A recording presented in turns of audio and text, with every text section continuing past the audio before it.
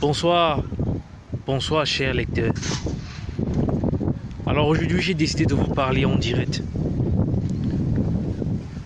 Parce que je me suis rendu compte qu'en écrivant, il serait difficile pour moi de vous expliquer exactement ce que j'ai à vous dire aujourd'hui. Cette vidéo que je fais aujourd'hui, c'est dans le but de sensibiliser les Africains, les ressortissants d'Afrique noire. J'ai eu une autorisation avec l'aide d'un ami tunisien de retracer le parcours des Africains, des ressortissants d'Afrique noire, depuis leur pays d'origine, jusqu'en Europe, passant par la Méditerranée. Déjà, chers frères et sœurs, ceux qui me suivent, à ceux qui vont écouter cette vidéo, je vais vous demander de la partager parce que ça pourrait sauver des vies. Actuellement, je suis à Bangladesh, la frontière entre la Tunisie et la Libye. Regardez, vous voyez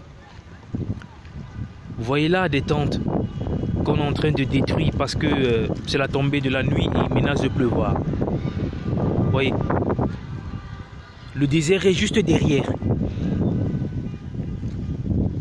Chers frères et sœurs, il y a des gens, il y a nos frères noirs comme nous qui vendent des illusions aux Ivoiriens, aux Camerounais, aux Sénégalais en leur promettant le bonheur absolu ici en pays maghrébiste.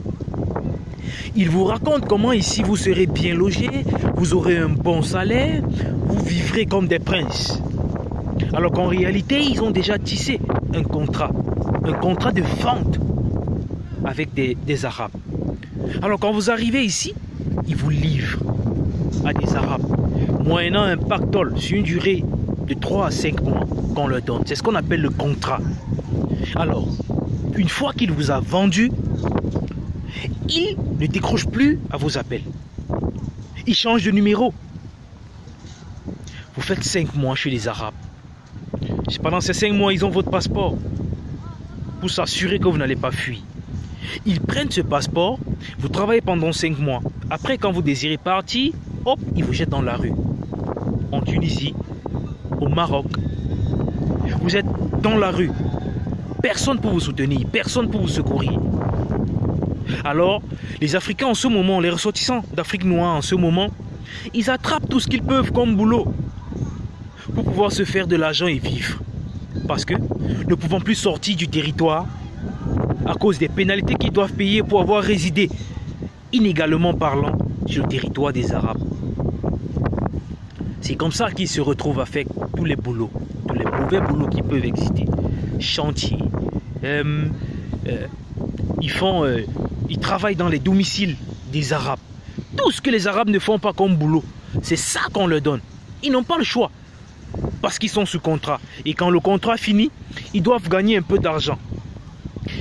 Une fois qu'ils ont rassemblé un peu d'argent, il n'y a qu'une seule issue. Prendre la route de l'Europe, passant par la mer. Alors c'est là que commence le second supplice qui est pour moi le plus difficile. Alors hier, il était question pour nous qu'on aille faire un tour là-bas avec la complicité d'un ami tunisien parce que il n'est pas permis à tout le monde de passer. Je n'ai pas pu faire des photos parce que le téléphone est proscrit. On a retenu mon passeport à la frontière, ici à Bangladesh, dans le camp qui est derrière. Parce qu'il était question pour moi d'aller voir. Je leur ai expliqué qu'il fallait que je sensibilise les autres ressortissants d'Afrique noire pour leur faire comprendre qu'ici, ce n'est pas le paradis. Pour leur faire comprendre qu'ici, on vend encore les hommes. Pour leur faire comprendre qu'ici, c'est l'esclavage. L'esclavage des temps modernes. Alors, chers lecteurs, une fois ici, les camps que je vous ai présentés tout à l'heure, les tentes, c'est là qu'on les regroupe. Moyennant 1000 euros, 650 000 francs CFA, pour les transporter jusqu'en Europe, entre guillemets. Alors, ils vont faire 6 heures de marche par le désert, juste derrière. Bon, l'ami tunisien m'a aidé.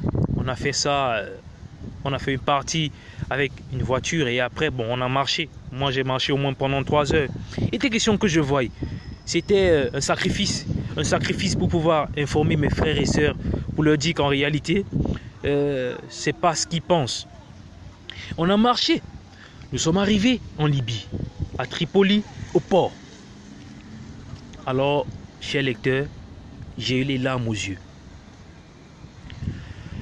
Décrire ce que j'ai vu, il n'y a pas de mots. Je ne sais pas trop comment est-ce que je peux vous décrire ce que j'ai vu. Actuellement, c'est bloqué. Les bateaux sont interdits de circulation. Alors, il y a plus de 5000 noirs au port actuellement. Ils sont dans des camps. Ils sont dans des maisons abandonnées. Les femmes sont violées. Les hommes agressés, tabassés à la portée des rebelles libyens. Ils n'ont pas le choix. J'aimerais, si possible, que vous partagiez cette vidéo afin que les pays qui s'y reconnaissent dans ce fléau puissent faire quelque chose. Si possible, envoyez des gens, envoyez, dépêchez des avions pour transporter ces gens-là là-bas qui souffrent. Ils n'ont pas de quoi manger, c'est difficile. Ils n'ont rien à manger, les femmes sont violées, les hommes sont tabassés et les enfants malades, il n'y a rien à faire. Là, c'est ce qui se passe au port de la Libye. Puisque les bateaux sont interdits de circulation, quand je parle de bateaux, c'est même trop dit. Je ne sais pas si vous avez déjà fait les tours de manège. Ce que les enfants utilisent souvent pour jouer avec là, pour se balader. C'est ça. On met de l'air à l'intérieur. Allez, on lance ça sur l'eau. 400, 500 personnes pour joindre l'Italie, plus précisément. Actuellement, c'est bloqué. Mais ces trafiquants ne disent pas que c'est bloqué. Ils ne font que amener les gens, un contingent de personnes. Ils ne font que transporter les gars pour les laisser au port. Alors chaque jour, chaque 2 jours, chaque 3 jours, des centaines de personnes ne font qu'arriver en Libye. Des centaines de personnes ne font que remplir ces camps-là. Bienvenue les maladies. C'est terrible ici. Alors, je suis revenu. Je viens tout juste d'arriver, comme vous voyez, tout juste d'arriver. J'ai récupéré mon passeport. Je suis en train de rentrer à la maison. Moi, je veux vous dire, chers lecteurs, partagez cette vidéo. Le combat que je mène à partir de la semaine prochaine, je vais faire une descente à l'ambassade du Cameroun, ensuite celle de la Côte d'Ivoire, en Tunisie et au Maroc, pour leur demander d'arrêter de délivrer des faux visas aux ressortissants ivoiriens, aux ressortissants camerounais. Quand je parle de faux visas, c'est quoi? En complicité avec certains membres du gouvernement, avec certains employés des ambassades, ces trafiquants ici, ils envoient des fausses lettres, des soi-disant hôtels, parce que ça n'existe pas, entre les pays du Maghreb, Maroc, Tunisie et la Côte d'Ivoire. Il n'y a pas de visa. Alors ces trafiquants-là, qu'est-ce qu'ils font? Et je rappelle que ces trafiquants, ce sont des noirs comme vous, comme moi. Qu'est-ce qu'ils font? Avec la complicité de quelques employés des ambassades et des agences de voyage, ils vous délivrent une réservation d'hôtel fictive. Ils vous prennent un peu d'argent pour payer votre billet d'avion. Ils vous font venir en Tunisie, au Maroc, pour vous vendre, encaisser de l'argent après 2, 3, 4, 5 mois et ensuite vous vous battez. Ça veut dire que vous faites 5 mois sans salaire, vous ne gagnez rien. Vous êtes à la merci de ces Arabes-là qui font de vous ce qu'ils veulent. Maintenant, les Camerounais qui ont eu vent du fait que c'est possible de se faire une vie de luxe qui n'existe pas au Maghreb, transitent par le Niger, parce qu'entre les deux pays également c'est free visa.